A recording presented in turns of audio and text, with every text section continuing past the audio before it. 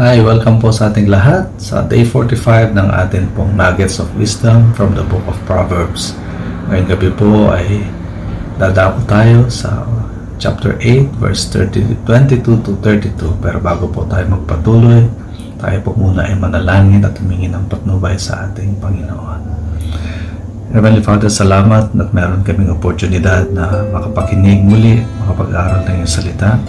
Banal na Espiritu Santo, buksan niyo po ang aming mga puso nang sa gayon, O Diyos, maunawaan namin ang inyong mga salita, matutunan namin ang mga bagay na gusto niyo po namin malaman, na magamit namin ito sa patuloy na paglakad patungo sa inyo upang kami makasunod sa inyong mga gawi, kami makasunod sa inyong mga utos, upang kami makapamuhay ayon sa inyong kalooban.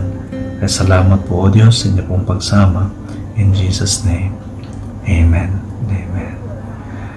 Ngayong gabi po tayo atin pong titingnan ang Proverbs chapter 8 verse 22 to 32. Babasahin ko po siya sa New King James Version ng Biblia. Sabi po niya rito, "The Lord possessed me at the beginning of His way, before His works of old. I have been established from everlasting, from the beginning, before there was ever an earth. When there was no depths, I was brought forth. When there were no fountains abounding with water, before the mountains were settled, before the hills, I was brought forth. While as yet He had not made the earth, or the fields, or the primal dust of the world. When He prepared the heavens, I was there. When He drew a circle on the face of the deep, when He established the clouds above, when He strengthened the fountains of the deep, when He assigned the sea its limits, so that the waters would not transgress His command, when He marked out the foundation of the earth. Then I was beside Him as a master craftsman, and I was daily His delight, rejoicing always before Him, rejoicing in His inhabited world, and my delight was with the sons of men. Now therefore, listen to me, my children, for blessed are those who keep my ways." Purihin po ang pagbasa ng salita ng Panginoon. Dito po patuloy natin makikita na ipinapakilala po sa atin ang wisdom. Sabi po niya doon sa simula, sa verse 22, "The Lord possessed me." Ito po, me na tinutukoy dito ay ang wisdom. Sabi niya rito, "The Lord possessed me at the beginning of His way, before His works of old. I have been established from everlasting, from the beginning, before there was ever an earth." So, sino po ang wisdom na pinapakilala dito ng Panginoon? Kung titignan po natin ang 1 Corinthians chapter 1 verse 24, sabi niya dito, "But to those called by God to salvation, both Jews and Gentiles, Christ is the power of God and the wisdom of God." So dito po pala makikita natin na wisdom na sinasabi dito ng salita ng Diyos ay ang Panginoong Jesus mismo. At makikita po natin dito sa John chapter 1 verse 1 hanggang verse 2. Sabi niya, "In the beginning was the Word, and the Word was with God, and the Word was God. He was in the beginning with God." So the same thing na sinabi po niya sa verse 22 to 23 ng Proverbs chapter 8 na siya ay kasama na ng Panginoon simula pa nung bago likhain ang mundong ito. At ito po ay inelaborate po further ng Colossians, sa Colossians chapter 1 verse 15 to 16. Sabi niya rito, "Christ is the visible image of the invisible God. He existed before anything was created and is supreme over all creation. For through Him God created everything in the heavenly realms and on earth. He made the things we can see and the things we can't see, such as thrones, kingdoms, rulers, and authorities in the unseen world. Everything was created through Him and for Him." Sabi niya rito sa verse 27 to 29, "Naroon na ako nang likhain niya ang langit, maging nang likhain niya ang tagpuan ng langit at ng lupa. Naroon din ako nang likhain niya ang ulap, nang palabasin niya ang tubig sa mga bukal mula sa kailaliman. nang ilagay niya ang hangganan ng mga dagat upang hindi ito umapaw at nang ilagay niya ang mga pundasyon ng mundo. So dito natin po makikita ang kapangyarihan ng Diyos at karunungan ng Diyos na nagawa niya mga bagay na ito simula pa noong unang panahon. Hindi na-acquire ng Diyos ang wisdom sa mga bagay na katulad natin ngayon na we acquire wisdom from what we see, we acquire wisdom from the experiences that we have. Pero ang Panginoon po, nandun na ang wisdom simula po from the beginning, even without anything. Kahit anong panahon na wala pong mga nilikha sa universe o sa mundong ito.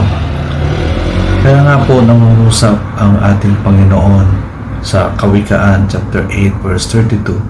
Sabi po niya rito sa ang salita ng Diyos, contemporary version, kaya ngayon mga anak, pakinggan ninyo ako, mapalad ang mga sumusunod sa pamamaraan ko.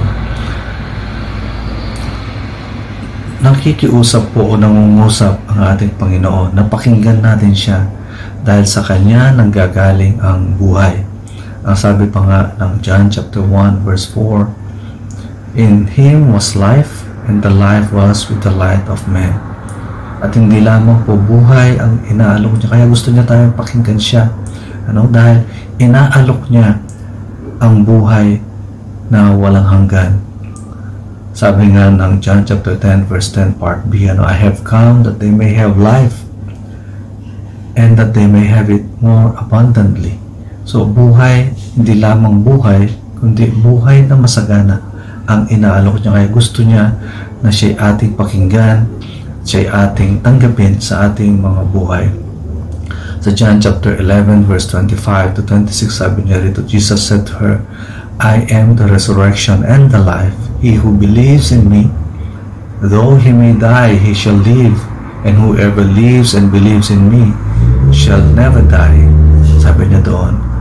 So, ang Panginoong Hesus sa kanyang pakikiusap sa atin, gusto niya na pakinggan natin ito, ang kanyang mga salita, dahil siya ang buhay at buhay na walang hanggan. Kaya nga po doon, sabi niya sa part B ng Kawikaan, chapter 8 verse 32, kaya ngayon mga anak, pakinggan ninyo ako, mapalad ang mga sumusunod sa pamamaraan ko. Meron pong katumbas na pagpapala ang pagsunod at pakikinig sa ating Diyos, sa ating Panginoong Hesus. Sabi nga niya sa Proverbs chapter 8 verse 18 to 19, I have riches and honor as well as enduring wealth and justice. My gifts are better than gold, even the purest gold. My wages better than sterling and silver. So Luke chapter 11 verse 28, sabi po niya doon, even more blessed are all who hear the word of God and put it into practice. Kaya nga po, to conclude po ang atin pong nabasa ngayong gabi na passages, natutunan po natin dito that wisdom, who is also Christ, is from the beginning manifesting the power of God. So hindi po niya natutunan o na-acquire ang kanyang karunungan at kapangyarihan sa mga bagay na nilikha, kundi ang mga bagay na ito ay nanggaling sa kanya, because wisdom comes from God. He is the source of knowledge and wisdom. At ang pangalawa po na natutunan natin, blessed is he who listens and keeps his ways. Ang ways po ng Panginoon, kung atin pong susundin ang mga bagay na ito, tayo po ay mapagpapala. Meron pong alok ang ating Panginoon sa bawat isa sa atin ngayong gabi na nakikinig. Kailangan lamang po nating pakinggan at tanggapin ang Panginoong Hesus, at sino man natatanggap sa Kanya at sumunod sa Kanya ay may nakalaang pagpapala. Kaya po ngayong gabi mga kapatid, nawa ay tanggapin natin siya at gawin natin ang Kanyang mga sinasabi sa Kanyang salita, dahil ang pagpapala ng Diyos po ay nakalaan para sa sino man na tumatanggap at sumusunod sa Kanya. Tayo po ay manalangin. Salamat po Ama, we thank you for tonight. We thank you Lord for your message. Salamat Lord na Ang buhay ay nanggaling sa inyo. Ang karunungan ay nanggaling sa inyo dahil kayo po ang karunungan. Kayo ay karunungan. Kayo ay buhay. At buhay na walang hanggan sa sino mang tumanggap at tumatanggap sa inyo. Salamat o Lord dahil ang pangako mo sa sino man tatanggap ng iyong salita, tatanggap sa inyo bilang Diyos at tagapagligtas ng kanyang buhay. Siya ay makakaranas ng mga pagpapala na inihanda nyo na sa sino man na tumatanggap sa inyo. Nawa o Diyos sa bawat isa sa amin na nakinig ngayong gabi, nanood ngayong gabi, kami ay mapagpapala, makaranas ng pagpapala na nanggagaling lamang sa inyo.